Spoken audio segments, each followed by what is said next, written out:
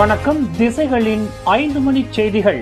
June 2ஆம் தேதி விசாக தினத்திற்கான மாற்று விடுமுறை வழங்கப்படும். விடுமுறை குழப்பங்களுக்கு மனிதவள அமைச்சு விளக்கம். இவ்வாண்டின் விசாக தினமானது வரும் மே 31ஆம் தேதி ஞாயிற்றுக்கிழமை வருவதால் வழக்கமான சூழ்நிலையில் அதன் மாற்று விடுமுறை அடுத்த நாள் திங்கட்கிழமை வழங்கப்பட்டிருக்கும். ஆனால் திங்கட்கிழமை மலேசியாவின் பேரரசர் பிறந்தநாளும் வருவதால் மலேசியர்களுக்கு கூடுதல் விடுமுறை கிடைக்குமா என்ற கேள்வி எழுந்துள்ளது. அப்படியானால் ஜூன் 2ஆம் தேதி செவ்வாய்க்கிழமை விசாக தினத்திற்கான மாற்று விடுமுறை வழங்கப்படுமா என பலர் எதிர்பார்ப்புகளுடன் காத்திருக்கின்றனர். இதுகுறித்து மனிதவள அமைச்சு வெளியிட்டுள்ள தகவலில் தீபகற்ப மலேசியாவில் உள்ள தனியார் துறை ஊழியர்களுக்கு ஜூன் 2ஆம் தேதி செவ்வாய்க்கிழமை விசாக தினத்திற்கான அதிகாரப்பூர்வ மாற்று விடுமுறையாக அறிவித்துள்ளது.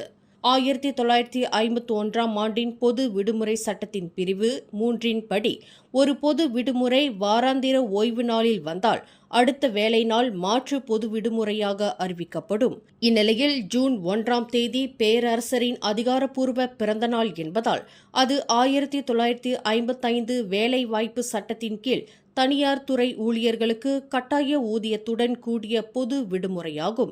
இதை வேறு நாளுக்கு மாற்றவோ மாற்றிடவோ செய்ய முடியாது. இதன் காரணமாக மாற்று விடுமுறையானது அடுத்த வேலை நாளான செவ்வாய்க்கிழமைக்கு மாற்றப்பட்டுள்ளதாக அமைச்சு தெரிவித்துள்ளது. மேலும் பொது விடுமுறை நாளில் வேலை செய்ய வேண்டிய ஊழியர்களுக்கு 1955 வேலை வாய்ப்பு சட்டத்தின் கீழ் சிறப்பு ஊதியம் வழங்கப்பட வேண்டும் என்றும் அமைச்சு நினைவூட்டியுள்ளது. இதனிடையே சரவா மாநிலத்தில் பணியாற்றும் தொழிலாளர்களுக்கு மாறுபட்ட நடைமுறை அமல்படுத்தப்பட்டுள்ளது. சரவாக்கில் ஞாயிற்றுக்கிழமை வரும் விசாக தினம், பேரரசர் பிறந்தநாள் மற்றும் ஹரிகாவாய் ஆகியவை ஜூன் 1ஆம் தேதியை மையமாக கொண்டே அதே 2 நாள் காலப்பகுதியில் வருவதால் அங்கு புதன்கிழமை விசாக தின விடுமுறையாகவும் வியாழக்கிழமை ஹரிகாவாய்க்கான மாற்று விடுமுறையாகவும் அறிவிக்கப்பட்டுள்ளது. இந்த நடைமுறை தனியார் துறை ஊழியர்களுக்கு மட்டுமே பொருந்துவதால் சரவா அரசு துறை ஊழியர்கள் தங்களது துறை சுற்றறிக்கைகளை பார்த்து வழிகாட்டுதலை பெறுமாறு அறிவுறுத்தப்பட்டுள்ளனர். அடுத்த பொது தேர்தலில் முன்னாள் PKR துணைத் தலைவர் ரஃபிசி ரம்லிக்கு எதிராக பண்டான் நாடாளுமன்ற தொகுதியில் களம் இறங்குமாறு கட்சி தலைமை முடிவு செய்தால் அதற்கு தாம் தயாராக இருப்பதாக பிரதமர் டத்தோஸ்ரீ அன்வார் இப்ராஹிமின் மூத்த அரசியல் ஆலோசகரான தங்கு ஜஃப்ருல் அசீஸ் தெரிவித்துள்ளார். என்றாலும் கட்சி தலைமையின் முடிவே இறுதியானது என்றும் வாய்ப்பு வழங்கப்பட்டால் எந்த தொகுதியிலும் போட்டியிட தயாராக இருப்பதாகவும் முன்னாள் நிதியமைச்சருமான அவர் குறிப்பிட்டுள்ளார். அதேவேளையில் தற்போது காலியாக உள்ள பண்டான் நாடாளுமன்ற தொகுதியில் தாம் அதிக கவனம் செலுத்துவதன் காரணம் அத்தொகுதி மக்களுக்கு தொடர்ந்து சேவை வழங்குவதற்காக மட்டுமே என்றும் அவர் விளக்கம் அளித்துள்ளார். மேலும் அடுத்த பொது தேர்தலில் போட்டியிடுவது குறித்து தாம் சிந்திக்கவில்லை என்றும் தங்கு ஜஃப்ருல் அசீஸ் தெரிவித்துள்ளார். அண்மையில் PKR கட்சியிலிருந்து விலகியதோடு பண்டான் நாடாளுமன்ற உறுப்பினர் பதவியையும் ராஜினாமா செய்த ரஃபிசி ரம்லி பர்சமா கட்சியுடன் தம்மை இணைத்துக் கொண்டார். இந்நிலையில் பண்டான் தொகுதியை தொடர்ந்து PKR வசம் வைத்திருக்கும்படி தொகுதி தலைவர்களுக்கு உத்தரவிட்டுள்ள அன்வார் இப்போதே அதற்கான பணிகளை திறம்பட மேற்கொள்ள வலியுறுத்தியுள்ளார் என்பது குறிப்பிடத்தக்கது.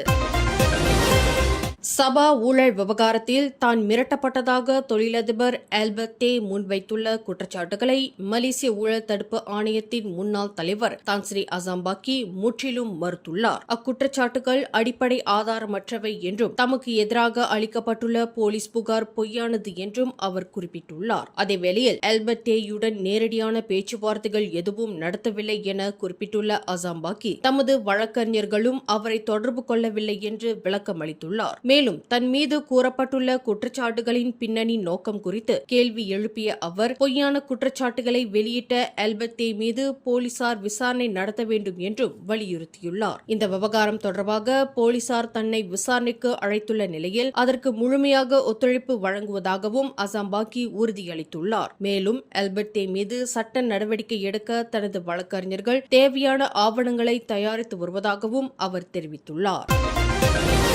கிளாந்தான் மாநில போலீஸ் தலைமையகத்தைச் சேர்ந்த மூத்த போலீஸ் அதிகாரி ஷா லோக்மான் லூட்ஸா ரம்லியும் அவரது மனைவி நூருல் ஃபிசா அர்டியானா அம்பாவும் இன்று அதிகாலை நிகழ்ந்த கோர விபத்தில் உயிரிழந்தனர். பஹாங் மாநிலம் புக்கான் அருகே ஜாலான் குவாந்தான் சிகாமட் சாலையின் 76வது கிலோமீட்டரில் இன்று அதிகாலை 3 மணியளவில் இந்த விபத்து நிகழ்ந்ததாக கூறப்படுகின்றது. இந்த விபத்தில் ஷா லோக்மான் தம்பதியினர் சம்பவ இடத்திலேயே உயிரிழந்ததோடு காயமடைந்த அவர்களின் 4 குழந்தைகள் தற்போது ரொம்பேனில் உள்ள மோசாம் ஷா மருத்துவமனையில் சிகிச்சை பெற்று வருகின்றனர். இந்த விபத்தில் சிக்கிய மற்றொரு காரில் இருந்த தம்பதி சிறு காயங்களுடன் உயிர் தப்பியதாகவும் தகவல்கள் கூறுகின்றன.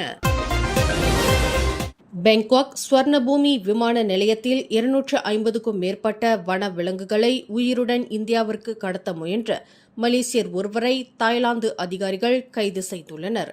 கடந்த மே 24ஆம் தேதி மேற்கொள்ளப்பட்ட இந்த கூட்டு சோதனை நடவடிக்கையில் தாய்லாந்து தேசிய பூங்கா, வனவிலங்கு மற்றும் தாவர பாதுகாப்புத்துறை உள்ளிட்ட பல அமலாக்க அமைப்புகள் ஈடுபட்டதாக தகவல்கள் கூறுகின்றன. 34 வயதான சந்தேக நபர் அதிகாலை 3:45 மணியளவில் விமான நிலைய புறப்பாடு பகுதியில் உள்ள நுழைவாயில் அருகே தடுத்து நிறுத்தப்பட்டுள்ளார். அந்நபர் தாய்லாந்திலிருந்து இந்தியாவின் கொல்கத்தா நேதாஜி சுபாஷ் சந்திரபோஸ் அனைத்துலக விமான நிலையத்தை நோக்கி பயணம் செய்ய இருந்ததாக அதிகாரிகள் தெரிவித்துள்ளனர். சோதனையின் போது அவரது பயண பெட்டியில் மறைத்து வைக்கப்பட்டிருந்த 250க்கும் மேற்பட்ட உயிருடன் இருந்த வன விலங்குகள் பறிமுதல் செய்யப்பட்டன. அவற்றில் 2 ஹெல்மெட்டட் ஹார்ன்பில் பறவைகள், 2 பெத்தகோனியன் மாரா வகை எலிகள், 62 இகுவானாக்கள், 5 மானிட்டர் வகை பல்லிகள், 100 நீல நாக்கு ஓணான்கள் மற்றும் 80 நன்னீர் ஆமைகள் இருந்ததாகவும் அதிகாரிகள் பட்டியலிட்டுள்ளனர். இந்த சம்பவம் தொடர்பாக சந்தேக நபர் மீது வனவிலங்கு பாதுகாப்பு சட்டம் 2019, சுங்க சட்டம் 2017, விலங்கு தொற்றுநோய் சட்டம் 2015 மற்றும் மீன்வள அரசாணை 2015 ஆகிய சட்டங்களின் கீழ் குற்றச்சாட்டுகள் பதிவு செய்யப்பட்டுள்ளன. பட்டாலிங் ஜெயாவில் 500 படுக்கை வசதிகள் கொண்ட புதிய அரசாங்க பொது மருத்துவமனை கட்டுவதற்காக தேர்வு செய்யப்பட்டுள்ள நிலத்திற்கு சுகாதார அமைச்சு ஒப்புதல் அளித்துள்ளதாக சிலாங்கூர் மாநில மந்திரி பசார் அமீருடின் ஷாரி தெரிவித்துள்ளார். இது தொடர்பாக கடந்த மே 14ஆம் தேதி நடைபெற்ற ஆலோசனைக் கூட்டத்தில் கூட்டரசு மற்றும் மாநில அதிகாரிகள் இணைந்து முன்மொழிந்த நிலத்திற்கே அனுமதியும் வழங்கப்பட்டுள்ளதாக அவர் குறிப்பிட்டுள்ளார்.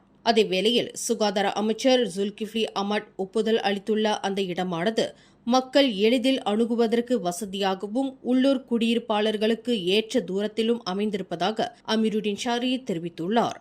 இந்த புதிய பொது மருத்துவமனையானது பட்டாலிங் ஜெயா, சுபாங் ஜெயா மற்றும் பூச்சோங் பகுதி மக்களுக்கு மிகுந்த பயனளிக்கும் என எதிர்பார்க்கப்படுகின்றது.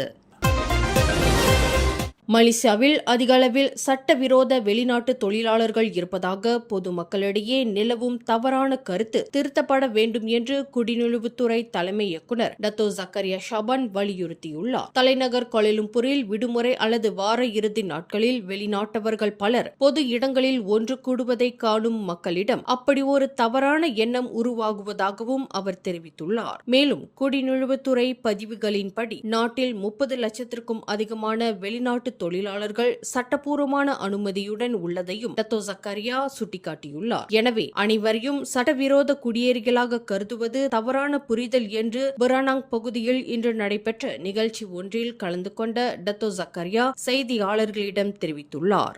மேலும் செய்திகளை தெரிந்து கொள்ள கீழே இருக்கும் பெல் பட்டனை அழுத்துங்கள். உங்கள் மகிழ்ச்சியை வெளிப்படுத்த லைக் மற்றும் ஷேர் செய்யுங்கள். தொடர்ந்து திசைகளோடு இணைந்திருக்க சப்ஸ்கிரைப் செய்யுங்கள்.